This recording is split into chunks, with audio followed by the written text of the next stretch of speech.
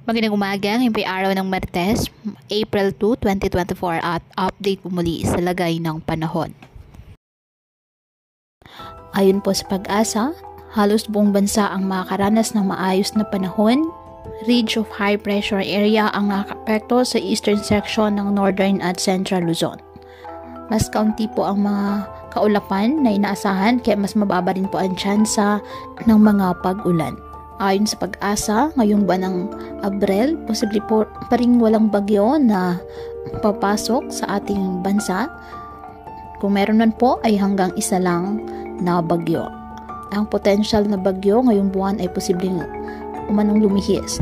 May chance rin itong maglandfall sa Caraga region o eastern Visayas. Ngayong araw, posible pa rin ang light to moderate rain sa ilang bahagi ng Ilocos region, Cordillera, Bicol at Mindanao.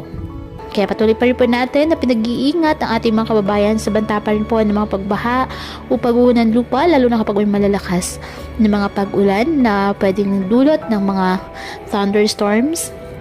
At ugaliin po na magdala palagi ng payong o kahit anumang panangga sa ulan o di kayo nang po sa init ng araw kapag lalabas ng ating mga tahanan.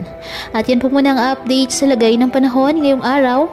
Muli patuloy po tayo na mag-ingat at palaging tandaan, God loves you. Stay safe.